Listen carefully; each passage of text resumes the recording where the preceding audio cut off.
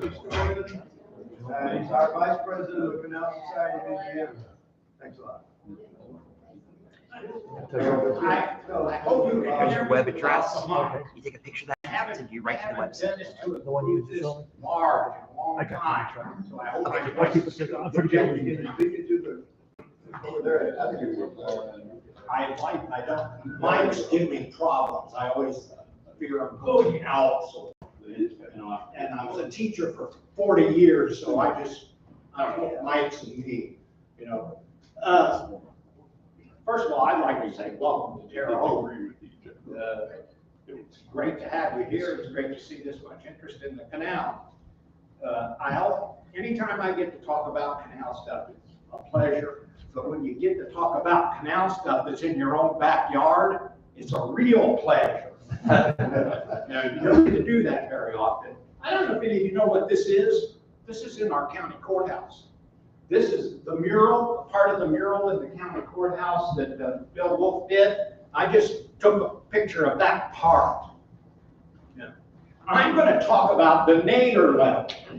You know, it's either sooner or Nadir. Okay. So this is going to be Nadir. Now, most people don't even know what the word Nadir means. So I got to remember how. It's not. Is that advance or is that?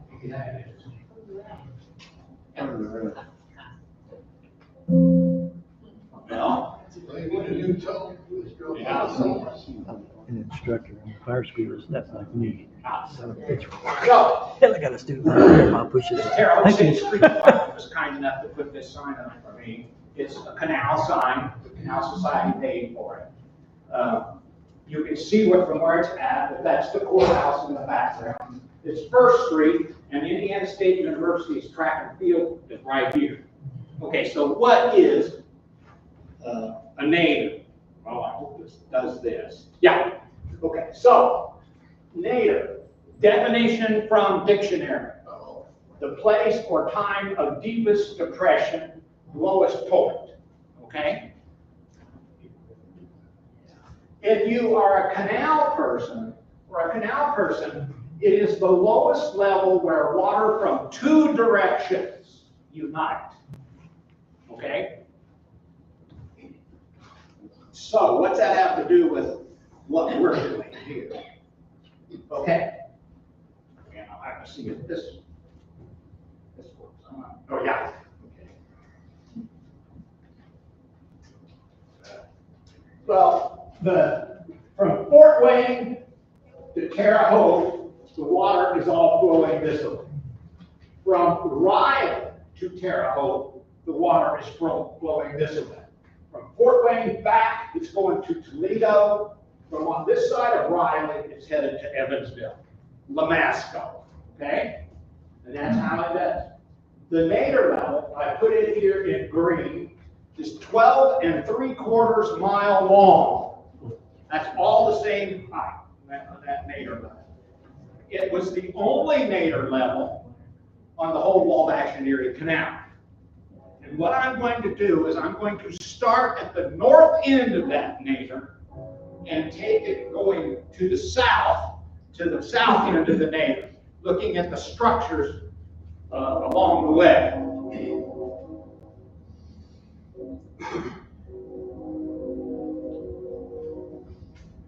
This is to try to make it simple. It's 12 miles from the Nadir level here to Lockport, Riley, and you all know that originally Riley was Lockport. And Lockport is 79.2 feet above Terre Haute. Yes, it is. I get all kinds of arguments. The canal floated all the way downhill from Toledo to Evansville. I have to actually tell several people, no, it didn't. From Fort Wayne, it's 240 miles, and Fort Wayne is 287.5 feet above Terre Haute. You can see, and that's the Nadir level.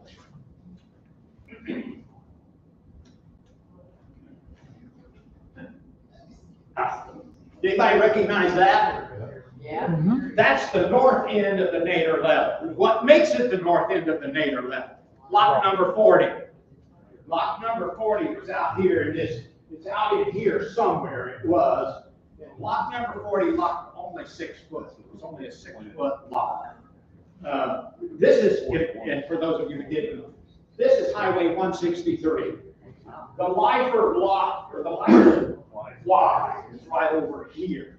Highway 41 and the Lyford Y is right over here. And that's wrong. It's not Lyford. Lyford is actually just to the south. That's Hudnut. Actually, originally, it was Clinton Lock.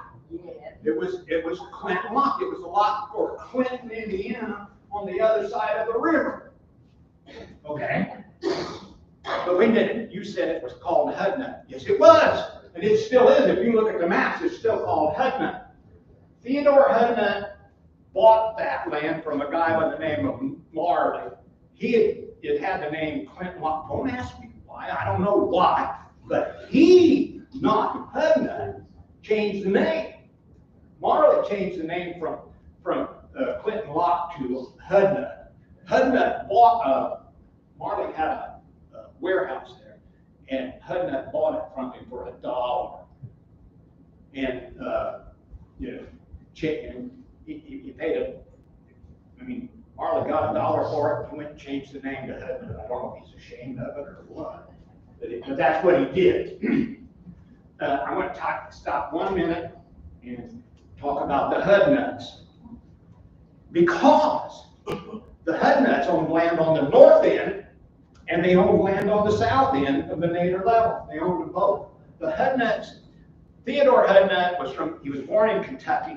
He moved across the river to Clark County, Indiana, and he learned how to make hominy.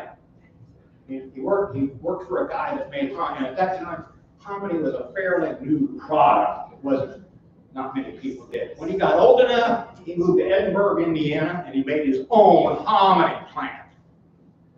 The Civil War came along, and his oldest son, John, joined the Civil War. So Theodore thought he had to. He joined the 19th Indiana. That mean anything to you, Bob? The 19th Indiana, the Iron Brigade. While he was in the 19th Indiana, he got word that his son John had been killed at Russellville, Battle of Russellville. From that point on, he went downhill with his health. They finally gave him a medical discharge, and he went back to Edinburgh. He packed up the family and moved to Indianapolis. And then he immediately packed up the family and moved to Mattoon, Illinois. And then he immediately packed up the family and moved to Terre, Haute, and stayed. Theodore, in the end, owned hominy mills in Terre Haute, Indiana, Clinton, Wabash, Indiana, Mount Vernon, Indiana, Baltimore, Maryland, Pekin, Illinois, and St. Joseph, Missouri. And they called him the Hominy King. He was called the Hominy King while he was still out here. He and his younger son, Benjamin, went on a quest to get oil out of corn. They'd been in the hominy business. They knew how to make hominy. They thought we could get oil out of corn. And after a while, they succeeded. They called it maize oil. Only we call it Mazola. And it was a success from the beginning. I mean, how many people knew Mazola came from Terre Haute, Indiana? And it was a success from the very beginning. They did very well with it from the beginning. They ended up, Theodore didn't really own the one in Clinton Lock very long. And he sold it to a guy named Lake. Now, some of you people, if you're from up in there, all the lakes I ever knew were over in Vermilion County. But he sold it to a guy named Lake. He sold all 6 hominy plants and 22 warehouses. And they quit the hominy business. He quit the business, period. His son, Benjamin, started a company in Terre Haute, Indiana called Standard Match. And they made matches and toothpicks in Terre Haute, Indiana. Where was that found at? Pardon? Where was that at? I don't know. Okay. I just know that's what they did. The next structure going south, and I don't have anything on it, is Spring Creek Culvert. How many here know where the Rod and Gun Club is? Or was? That's a was, isn't it? It is. It was just south of that. It's on private property, just south of that. Right there. And that was there. The next piece, I wish, well. Yeah. This is, I think it was, Bill, this is Jay Dennis's property. 2.1 miles of the Canal Prism in pristine condition. The first time we went up there, it was all grown up with briars, and I could tell what it was. But about a year or 2 years later, he called us and said, "You got to come back and look at this now." Cool. And Duke Energy owns a right of way. You can see the utility poles through here, and they come in every so often and mow this. And Duke Energy had just come in and mowed all of this. And for those of you, somebody asked what the prism was a while ago. Here's the tow path, and then here's the canal, and then they use the side of the river bluff as the other side in this. The southern end of Mr. Dennis's property is the Otter Creek Aqueduct. Right at the very far south end of it is the Otter Creek Aqueduct. Oh, I forgot. There's give you a moment. These are all the major constructions in Vigo County. Vigo County has 28 miles of the Canal Prism. You can read them. I would say this much about these. The thing that's interesting is the aqueduct number 13 is the Otter Creek Aqueduct, and aqueduct number 14, which we were talking about the numbering process a while ago, is Little Honey Creek. That's how far apart they are. Bridges. You don't think about this, but the bridges are a pain in the neck. And there were 25 bridges in Vigo County. Look at them. 25 bridges in Vigo County. If you want to go from one place to the next, you've got to be able to go around to get there. Good enough? You want to read it more?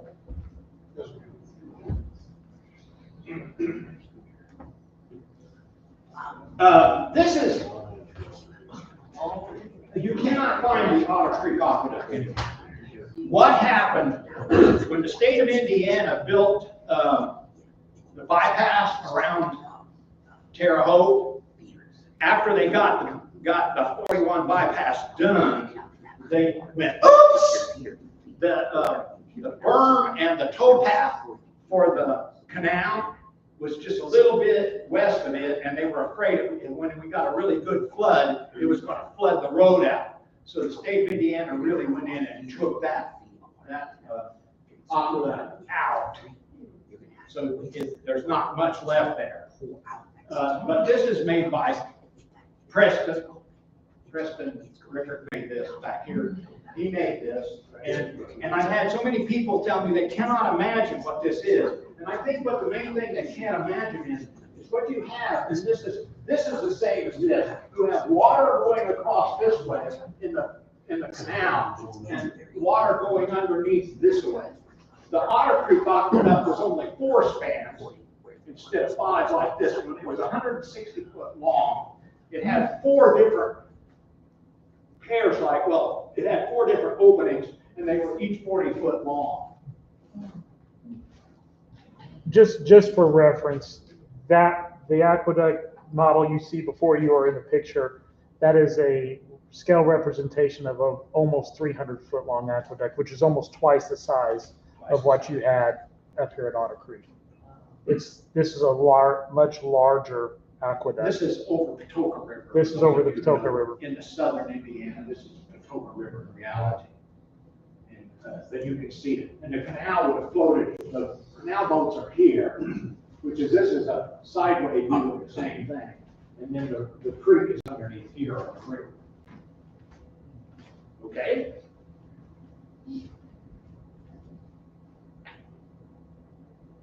And if I may add, as you approach Otter Creek, it is a raised bed similar to what I had there. It is man-made earthworks approaching that.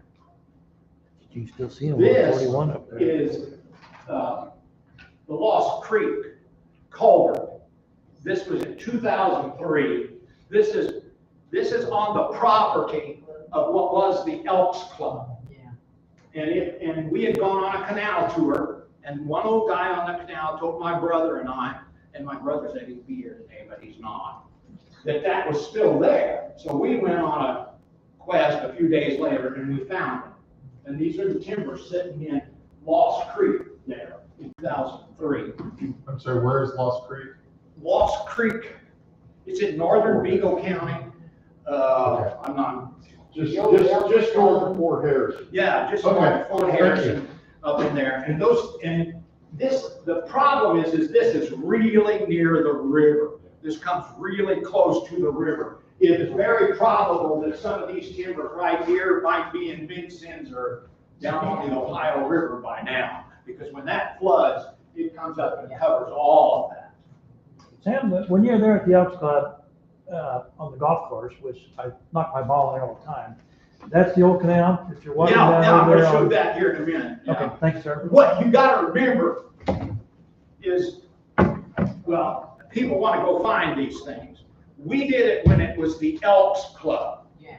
It's no longer that. Yeah. Not only, well, let me change here. I'm gonna do what Bob said. Yeah, this is the prism that what was once the Elks Club is now the land. And also, it was Fort Harrison. It was the spot of Fort Harrison, right up here. And you can see how it comes down, and here's your prism right here. When I taught school for 40 years, the kids would always say, we talk about prisms. I was a math teacher. I'd say, yeah, you know, we're in Honey Creek Prison.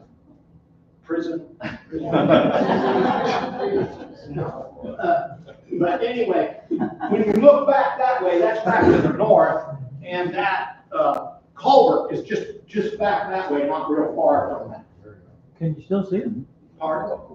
When I'm up there chasing my ball, trying to get out of the woods, can I find that culvert? If you've got to go up there, I need to say this right now. It's sold out to this landing, and the landing subdivided the property. That's not on their property at all anymore. It's private property. It's somebody's private property, so I don't. Okay, I'll go anyway. I've been shot at. That's that. All the Ligget out. No, mine uses railroad. Okay, I was standing in the same location, and I took a picture the other direction to the south. And this is what you see today to the south of it. People go in here and they see these things, and this is the bottom of the prism to the canal, right here. And people see these things and they look at them and they go, what did they do with that in the canal? They didn't. It was built after the canal. I found this postcard, and this is what it looked like in its heyday. And the Erman family owned this.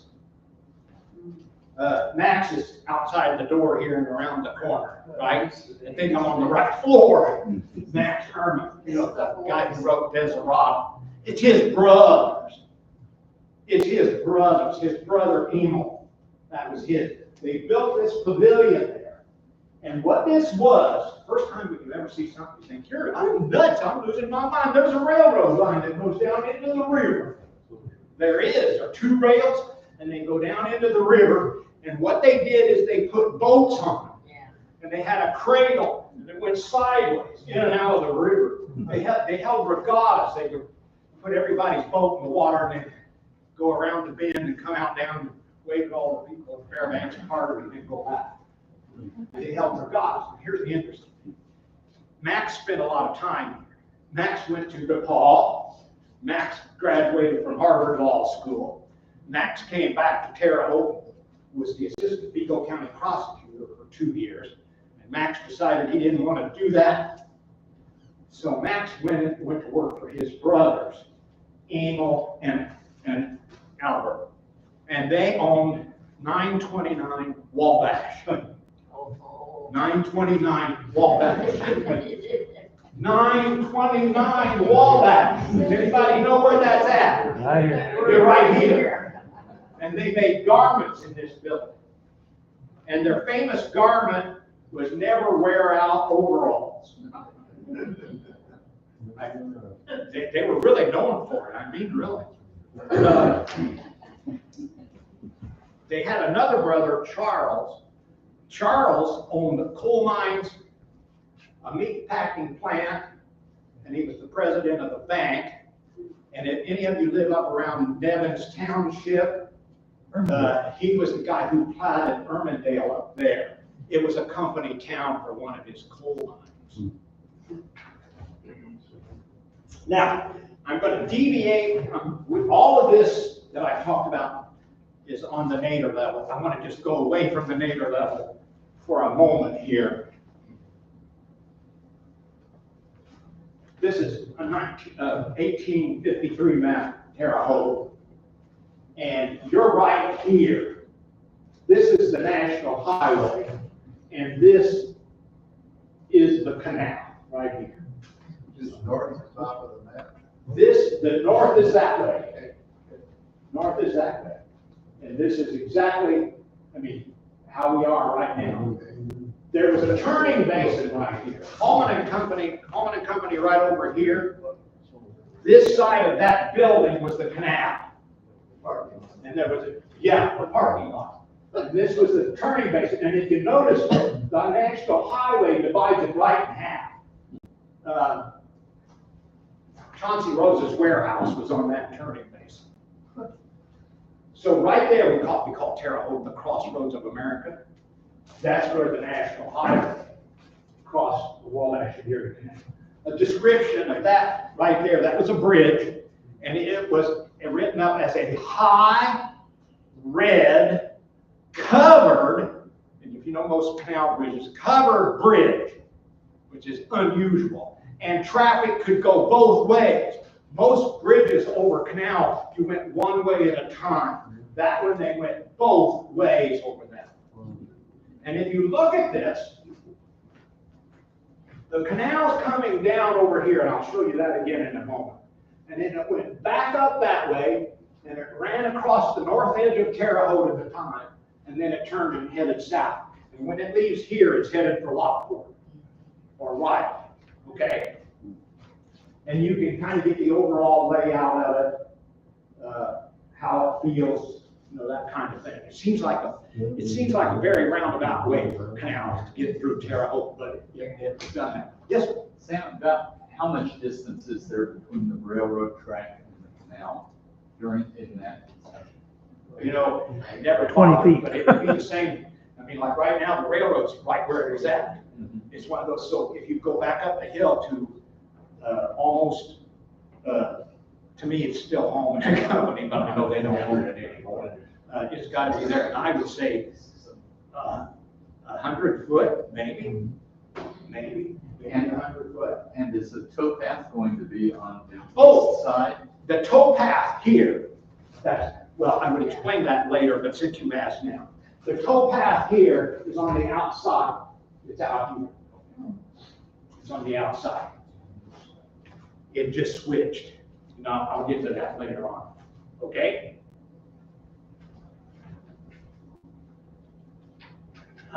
What did I do, Susie?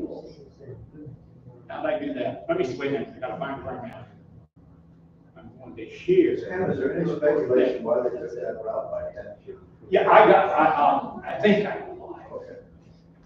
This is Riverwalk Apartments. Now I'm back on the Nadir level, okay?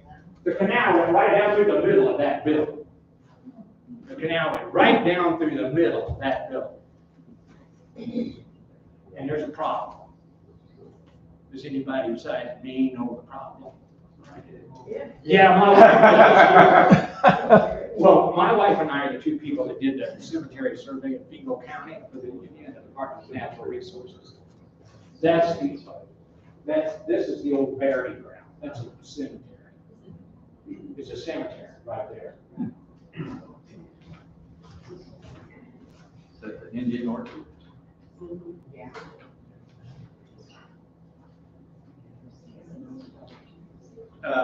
What I had people tell me long before my wife and I did that survey. I had construction guys say we had human bones there all the time when we dig. mainly when they were talking about was when they dig the test holes, you know, to see the test holes, they say, we find human bones. And they said, they would always tell me, they said, the funny thing is, the depth is not consistent. We hit some of them at 10 foot, we hit some of them at 6 foot, we hit some of them at 12 foot.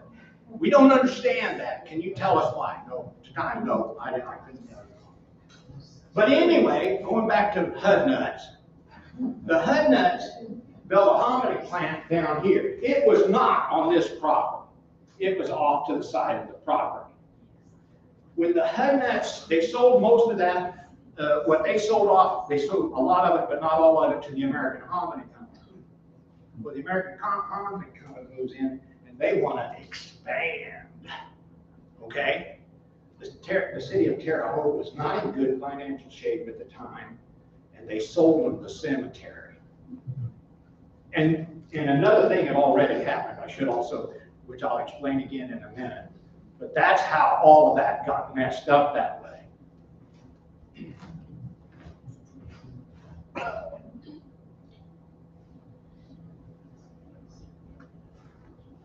Now, this is back to the map. This is the south end of the Nadir, the very, very, very south end of the Nadir.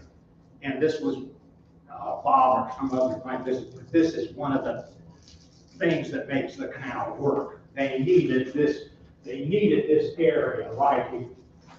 As I said, the towpath now is on the right side, and you're coming into Terre Haute. And the first thing as a canal boat, you would, if you're coming in from the north, is you would hit this bridge, and this is nothing but a towpath bridge, which means your draft animals that you're pulling your canal boat with have to swing over to the other side. So when you ask the question, that's what I meant. They swing over to the outside to answer your question. It's to avoid all of this right here. I think it was to avoid making it go on the other side of the turning basin here and the locks here and that kind of stuff. I think they were trying to avoid all of that. So the draft animals swung across here. Then you would swing into the basin here. People in Terre Haute, we had two basins, which was unusual.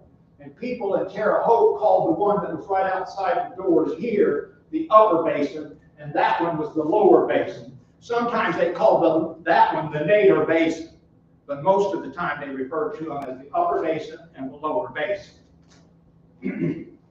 So then you keep on going here. Oh, by the way, remember, the water is coming from this way, and the water is coming from this way. That makes it a Nadir. Water coming in from two directions. The water there really hit that level way back up there at Clinton Lock, but it's doing that. So you come in here, and here's a turning basin. It's again split by First Street here. You come on past here, and the very next thing, and it took me the longest time to see these little V things here. It took me the longest time to realize they are there and what they were. That's the only double lock on the Wabash and Erie Canal. That's lock number 41 and 42. And it changed the elevation of the canal 19.2 feet. Nothing else in the whole system is going to come that close. And I know people are sitting out there right now, he nuts! Because I haven't seen any change in elevation along there that would indicate that happened. He nuts, right? I'll explain.